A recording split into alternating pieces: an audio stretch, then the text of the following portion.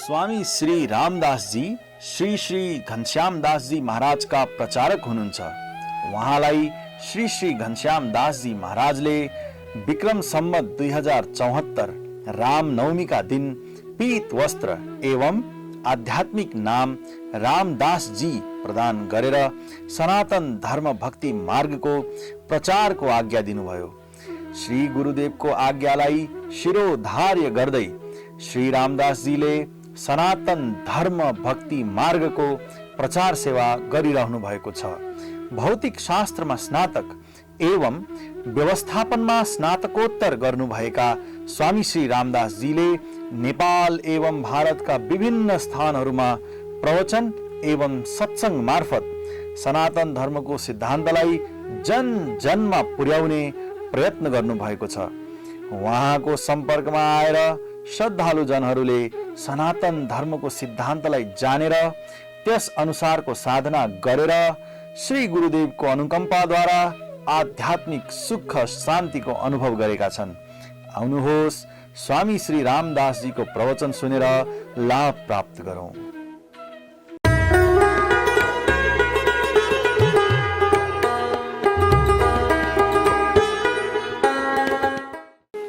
राधे राधे।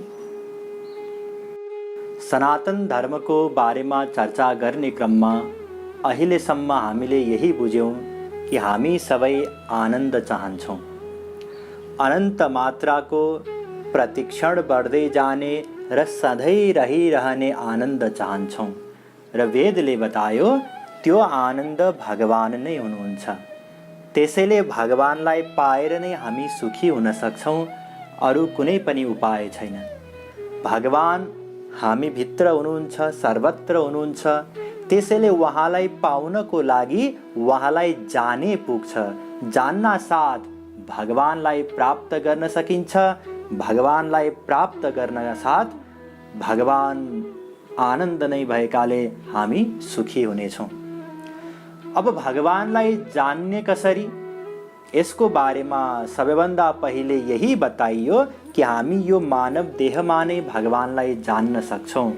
मानव देह नै कर्म योनि भएकाले, अन्य सबै योनि भोग योनि भएकाले स्वर्गका देवी देवता पनि मानव देह चाहन्छन् र यो मानव देह अत्यन्त दुर्लभ छ, तर क्षणभङ्गुर छ। कुन बेला हामीबाट छुट्छ केही थाहा छैन। त्यसैले तुरुन्तै लक्ष्य प्राप्तिको निम्ति, भगवानलाई प्राप्त गर्नको निम्ति, भगवानलाई जान्नको निम्ति प्रयत्न गर्नुपर्छ। भगवानलाई जान्नको निम्ति सबैभन्दा पहिले भगवानको अस्तित्व सिद्ध हुनु पर्यो। त्यसको निम्ति हामीले प्रत्यक्ष प्रमाणद्वारा भगवानको बारेमा जान्ने प्रयत्न गर्यौं, तर हाम्रो इन्द्रिय मन बुद्धि माइक भएकाले, भगवान दिव्य भएकाले हामी इन्द्रिय मन बुद्धिद्वारा भगवानलाई देख्न या अनुभव गर्न सक्दैनौँ। त्यसैगरी भगवान इन्द्रिय मन बुद्धि भन्दा पर भएकाले उहाँको साक्षात्कार गर्न, प्रत्यक्ष अनुभव गर्न हामी सक्दैनौँ।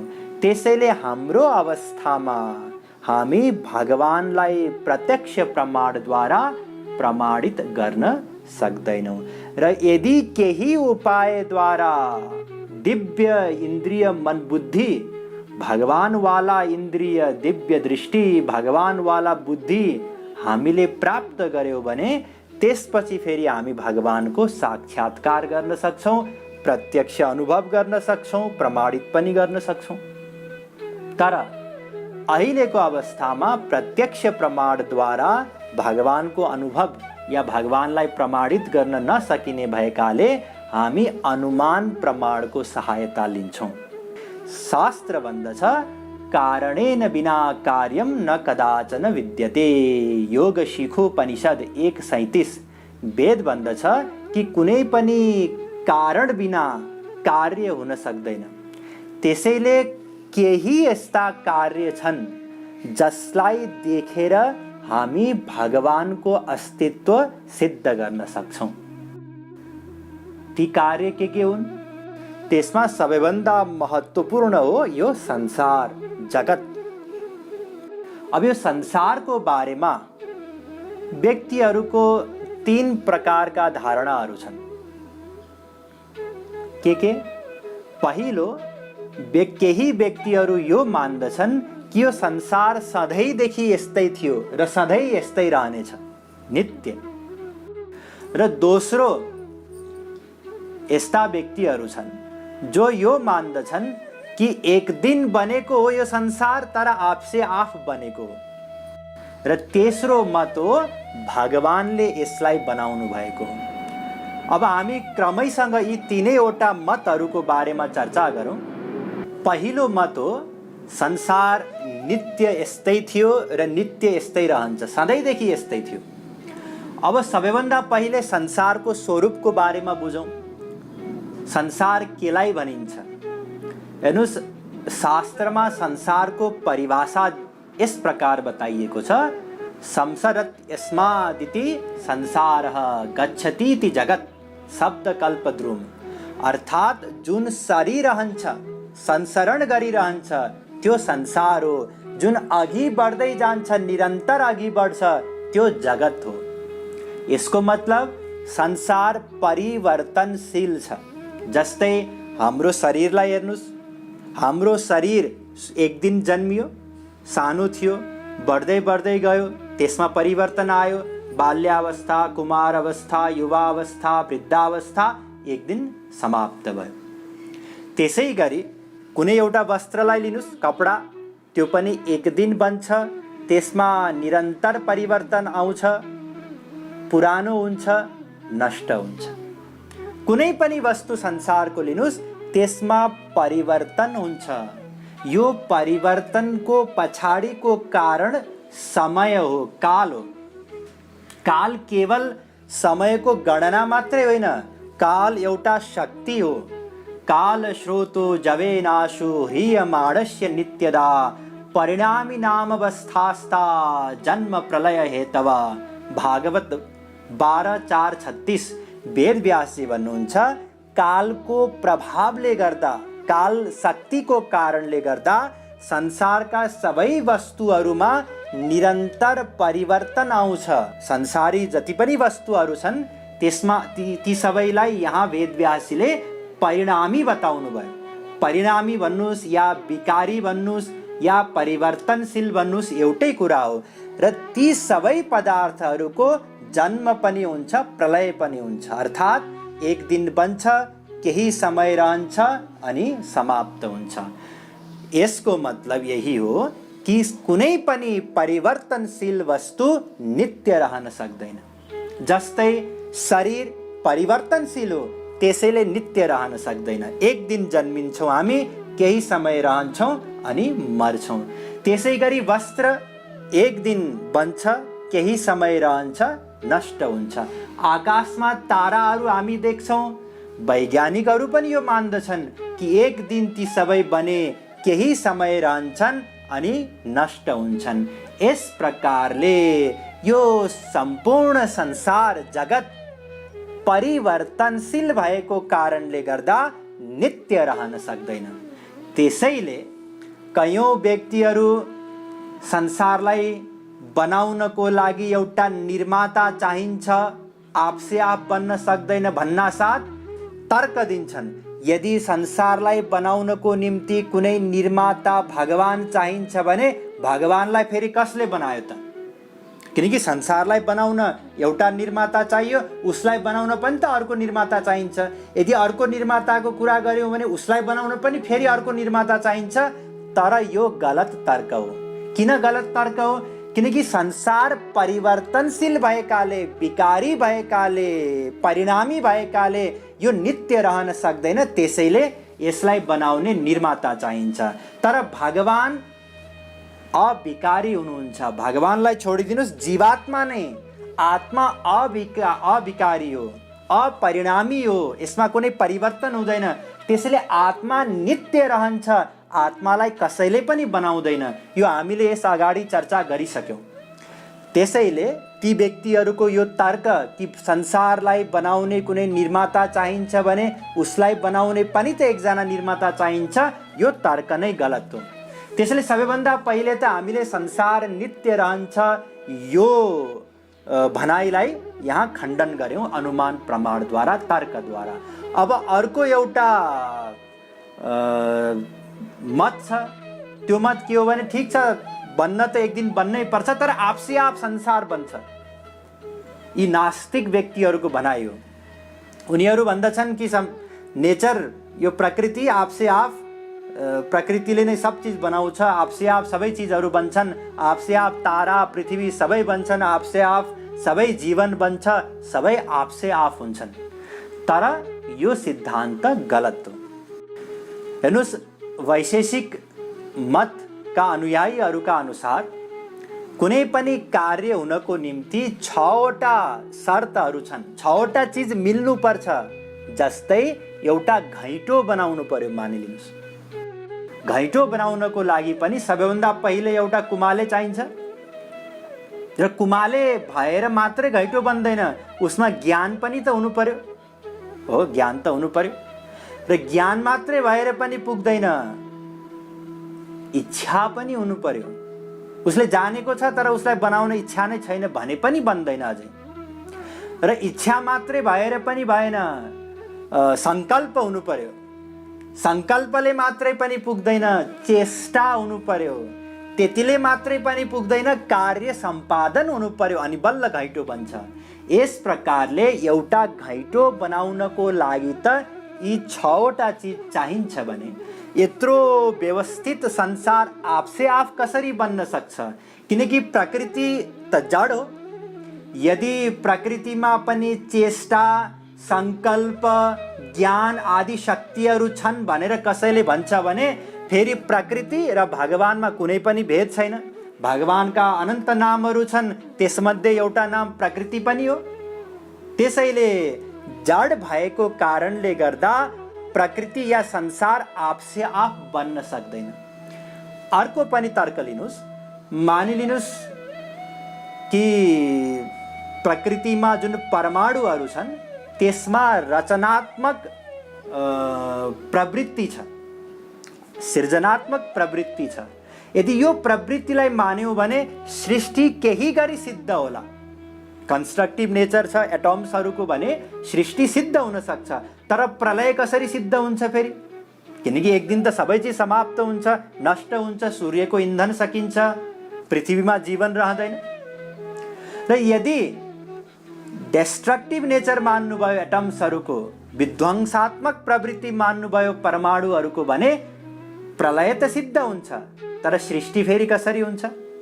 र यदि केही गरी दुवै प्रवृत्ति मान्नुभयो, रचनात्मक पनि विध्वंसात्मक पनि भने न त सृष्टि हुन्छ न त प्रलय हुन्छ, किनकि दुवै परस्पर विरोधी प्रवृत्तिहरू हुन्। त्यसैले पनि यी विरोधी प्रवृत्तिहरूलाई नियमन गर्नको निम्ति कुनै एउटा नियामक भगवान चाहिन्छ, कर्ता चाहिन्छ। त्यसैले यो दोस्रो तर्क कि संसार एक दिन बनेको तर आपसे आप बनेको हो, यो पनि खण्डित हुन्छ। अब तेस्रो भनाइ नै एउटा बाँकी रह्यो, तेस्रो अप्सन त्यो के हो? यो सृष्टिलाई कुनै एउटा कर्ता भगवानले बनाउनु भएको हो। अब ध्यान दिनुहोस्, भगवान यो सृष्टिको निमित्त कारण हुनुहुन्छ। जसरी एउटा घैँटो बनाउनको निम्ति कुमाले निमित्त कारण हो, माटो उपादान कारण हो, त्यसैगरी यो सृष्टिको निम्ति पनि माया प्रकृति उपादान कारण हो र निमित्त कारण भगवान हुनुहुन्छ। यस प्रकार यो सृष्टिलाई देखेर यो सृष्टिकर्ता कुनै एउटा समर्थ चेतन तत्त्व अवश्य हुनुपर्छ, यसको हामी अनुमान गर्न सक्छौँ, त्यसैलाई भगवान भनिन्छ। हेर्नुहोस्, न्याय दर्शनमा एउटा सुन्दर मन्त्र छ, श्लोक। त्यसमा उदयनाचार्यजीले कुसुमाञ्जली, न्याय कुसुमाञ्जलीमा एउटा श्लोकमा 8वटा तर्क दिनुभएको छ जसबाट ईश्वर तत्त्वको सिद्धि हुन्छ। कार्य योजन धृत्यादे पदात् प्रत्यहत श्रुते वाक्यात् संख्या विशेषाच्च, यी 8वटा कारण हुन्। न्याय कुसुमाञ्जली 5:1। अब यसमा कार्यात् जुन पहिलो त्यो पहिलो कार्यात्, यसको बारेमा हामीले चर्चा गरिसक्यौं कि यो सृष्टि रूपी कार्यलाई देखेर यसको कुनै कर्ता छ भन्ने हामी अनुमान गर्न सक्छौं, त्यही कर्ता भगवान हुनुहुन्छ। अब दोस्रोको चर्चा गरौं, आयोजनात्। यो ब्रह्माण्ड जुन हामी देख्दछौं यो अत्यन्त व्यवस्थित छ। संसारमा पनि कुनै एउटा आयोजनालाई हामीले देख्यौं भने त्यसको आयोजकको हामी अनुमान गर्न सक्छौं नि। यो कुनै एउटा कार्यक्रम भइरहेको छ, यो कसले आयोजना गरे हो भनेर भन्छौं कि भन्दैनौं हामी? हो, त्यसै गरी यो ब्रह्माण्ड जुन प्रकारले यसको व्यवस्था छ, आयोजन भइरहेको छ, यो व्यवस्थाले पनि एउटा आयोजकको अस्तित्व सिद्ध गर्दछ। हेर्नुस्, जो विज्ञान विषयका विद्यार्थी हुनुहुन्छ उहाँहरूको निम्ति म अझै यसलाई गहिरिएर सम्झाउने प्रयत्न गर्छु। यो संसारमा यदि सूक्ष्म तहमा परमाणुको लेभलमा हामीले हेर्यौं भने ती परमाणुहरू यति तिनीहरूको यस्तो फिजिकल र केमिकल प्रपर्टिज छ, जस्तै कार्बनको लिनुस्, अक्सिजनको लिनुस्, हाइड्रोजनको लिनुस् या पानीको लिनुस्, यिनीहरूको रासायनिक अथवा भौतिक गुणहरू जस्ताको तस्तै नभएको भए, अलिकति मात्रै पनि तलमाथि भएको भए यो संसारै हुन सक्दैन थियो, जीवन नै रहन सक्दैन थियो। यसलाई वैज्ञानिकहरूले फिटनेस अफ इन्भाइरोमेन्ट नाम दिए। अर्थात् यो संसार यस प्रकारले बनेको छ कि जीवन रहनकै निम्ति भनेर बनेको छ। यस्तो व्यवस्थित संसार देखेर वैज्ञानिकहरू समेत आश्चर्यचकित छन्। त्यसै गरी यदि ब्रह्माण्डको तहमा हेर्ने हो भने पनि, अघि त हामीले परमाणुको तहमा हेर्यौं, ब्रह्माण्डको तहमा हेर्ने हो भने पनि ब्रह्माण्डमा 34वटा कन्स्ट्यान्ट्सहरू यस्ता छन्, gravitational constant, cosmological constant, Planck's constant जस्ता 34वटा यस्ता कन्स्ट्यान्ट्सहरू छन् कि ती कन्स्ट्यान्ट्सहरू, एउटालाई लिनुस् उदाहरणको निम्ति, ग्राभिटेसनल कन्स्ट्यान्ट जसको मान 6.67 × 10⁻11 न्युटन मिटर स्क्वायर पर केजी स्क्वायर भन्दछन् वैज्ञानिकहरू। यो गुरुत्वाकर्षणसँग सम्बन्धित हो। त्यो ग्राभिटेसनल कन्स्ट्यान्टको दशमलव पछाडि गएर 60औं स्थानमा यदि एक तल या माथि मात्रै भएको भए यो पुरै ब्रह्माण्डको अस्तित्व नै हुन सक्दैन थियो। त्यसै गरी अर्को एउटा छ कस्मोलोजिकल कन्स्ट्यान्ट। यदि त्यो कस्मोलोजिकल कन्स्ट्यान्टको दशमलव पछाडि 0.00 गर्दै 120औं स्थानमा पुगेर एक मात्रै तलमाथि भएको भए यो ब्रह्माण्ड नै रहन सक्दैन थियो। यस प्रकारले सबै कन्स्ट्यान्ट्सहरू जस्ताको तस्तै नभएको भए न त सृष्टि हुन्थ्यो न जीवन हुन्थ्यो, केही पनि सम्भव थिएन। यसलाई वैज्ञानिकहरूले फाइन ट्युन्ड युनिभर्सको नाम दिए। अर्थात् यो ब्रह्माण्ड यस प्रकारले यसको व्यवस्था छ, यति सूक्ष्म यसको व्यवस्था छ कि अलिकति मात्रै पनि तलमाथि भएको भए केही पनि रहन सक्दैन थियो।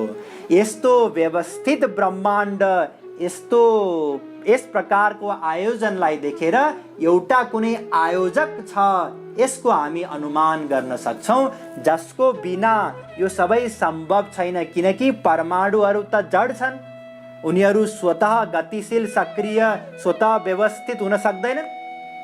त्यसैले यस तर्कद्वारा पनि भगवानको अस्तित्व सिद्ध गर्न सकिन्छ। तेस्रो आउनुस्, धृति अर्थात् धारणा। कार्य योजना धृत्यादेः पदात् प्रत्यहत श्रुते। यसमा तेस्रो हो धृति, धारणा। यो ब्रह्माण्ड वैज्ञानिकहरूका अनुसार सूर्यलाई सबै ग्रहहरूले परिक्रमा गर्दछन्। सूर्यले पनि आकाश गंगा मिल्की वे ग्यालेक्सीको सेन्टरलाई परिक्रमा गर्दछ। सबै ताराहरूले पनि परिक्रमा गर्दछन्। त्यसै गरी मिल्की वेले पनि परिक्रमा गर्दछ। यस प्रकारले सबै ग्रह तारा जे जति हामी देख्दछौँ सबै लाखौं किलोमिटर प्रति घण्टा भन्दा पनि अझै वेग गतिका साथ घुमिरहेका छन्, तर ठोकिएका छैनन्, खसेका छैनन्, कहीँ पनि एक आपसमा ठोकिएर विध्वंस भएको छैन। किनकि यी सबैलाई कुनै एउटा समर्थ पुरुषले धारण गरेर राखेको छ। धृति अन्तर्गत अर्को पनि तर्क छ ईश्वर सिद्धिको निम्ति। त्यो तर्क के हो? त्यो तर्क हो, अघि हामीले बताइसक्यौँ, संसार एक दिन सुरु हुन्छ, केही समय रहन्छ, एक दिन सकिन्छ। जसरी कुनै चेतन तत्त्वको प्रयत्नद्वारा कुनै एउटा घैँटो नष्ट हुन सक्छ, कुनै एउटा वस्त्रलाई च्यातेर त्यसलाई नष्ट गर्न सकिन्छ, त्यसै गरी निश्चित समय पुगेपछि कुनै एउटा सर्वशक्तिमान ईश्वर भगवानद्वारा नै यो संसारको प्रलय हुन सक्छ। यस प्रकारले यो संसारको सृष्टि, स्थिति, धारण र प्रलय यी तर्कद्वारा ईश्वर तत्त्वको सिद्ध गरियो र शास्त्रमा पनि भगवानलाई बताउनको निम्ति यही प्रयोग गरिएको छ परिभाषा। जन्माद्यस्य यतोऽन्वयादितरतश्चार्थेष्वभिज्ञ स्वराट्। भागवत 1:1:1 अर्थात भगवान सृष्टि आदिको कर्ता हुनुहुन्छ। जन्माद्यस्य यता ब्रह्मसूत्र 1:1:2 वेदव्यासजीले यहाँ पनि यही बताउनु भयो, भगवान सृष्टि आदिको कर्ता हुनुहुन्छ। यतो वायुमानि भूतानि जायन्ते येन जातानि जीवन्ति यत् प्रयन्त विषम विशन्ति तद् विजिज्ञासस्व तद् ब्रह्म। तैत्तिरीयोपनिषद 3:1। यहाँ पनि वेदले यही बताएको छ कि भगवान सृष्टि आदिको कर्ता हुनुहुन्छ। यस प्रकारले जगत रूपी कार्यलाई देखेर यसको पछाडि कोही समर्थ पुरुष कर्ता हुनुपर्छ, यसद्वारा हामी ईश्वर तत्त्वको सिद्धि गर्न सक्छौँ। यी तीनवटा तर्क भए। चौथो आउनुहोस् अब। चौथो हो पदार्थ अर्थात् व्यवहार। सृष्टिको प्रारम्भमा हामीलाई जे ज्ञान चाहिन्छ, कला चाहिन्छ, सिप चाहिन्छ, विभिन्न वस्तुहरूको निर्माणको ज्ञान चाहिन्छ, दर्शन चाहिन्छ, यो कसले प्रदान गर्यो?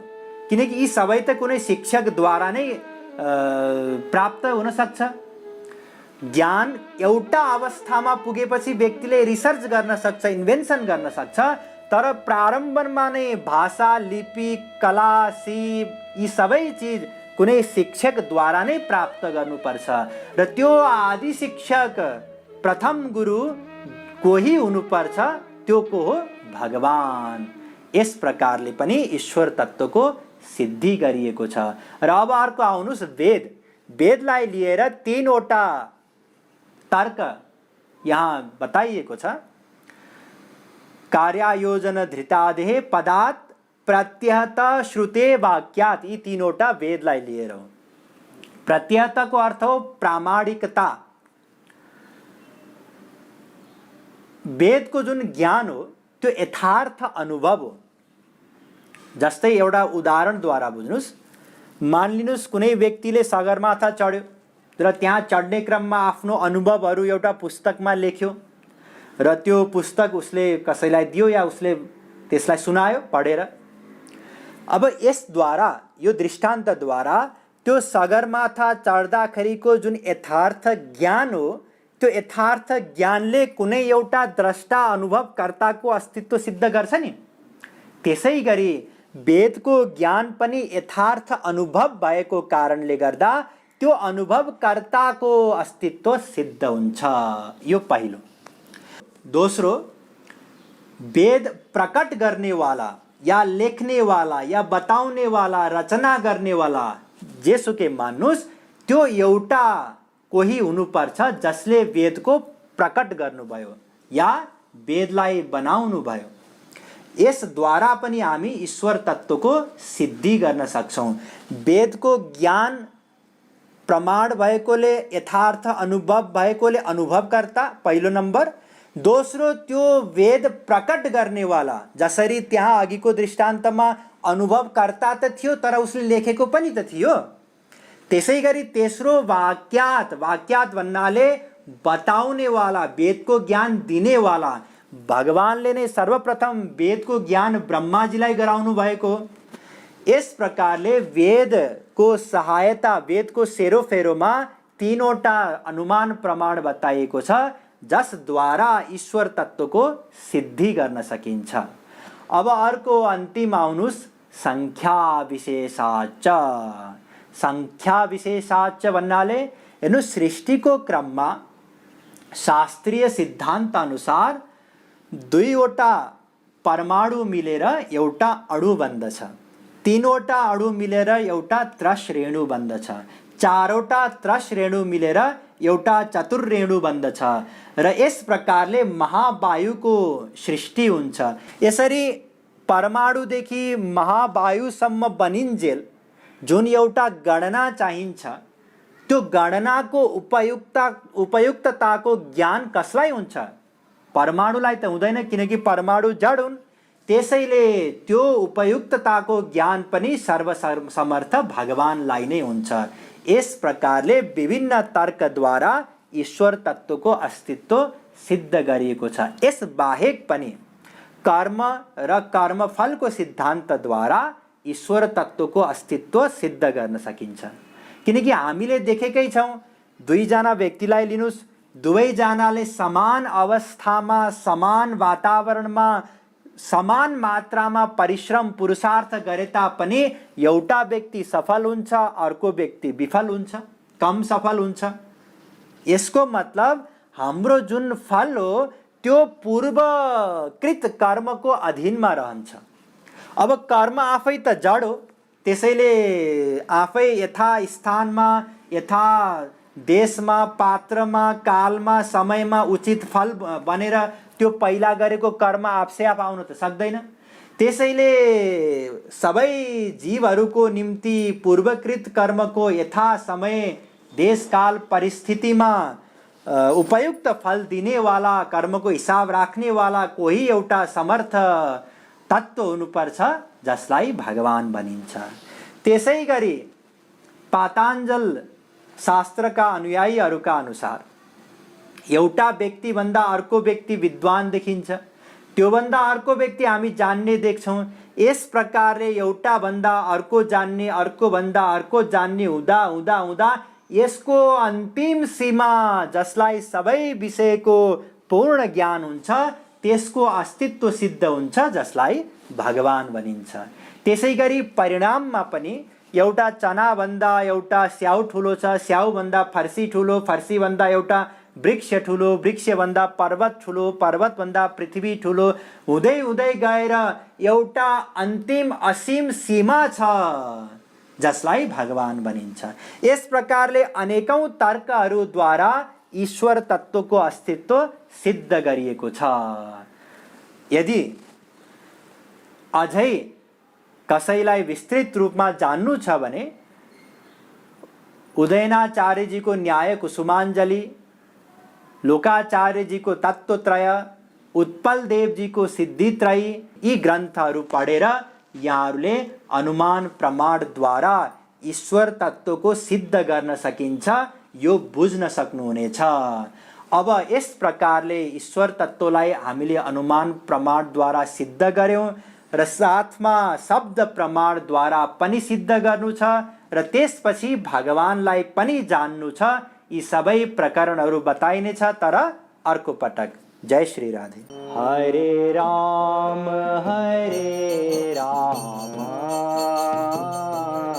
राम राम हरे हरे।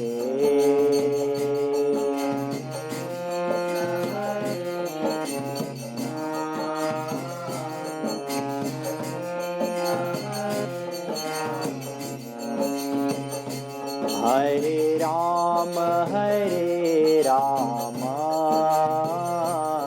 राम राम हरे हरे।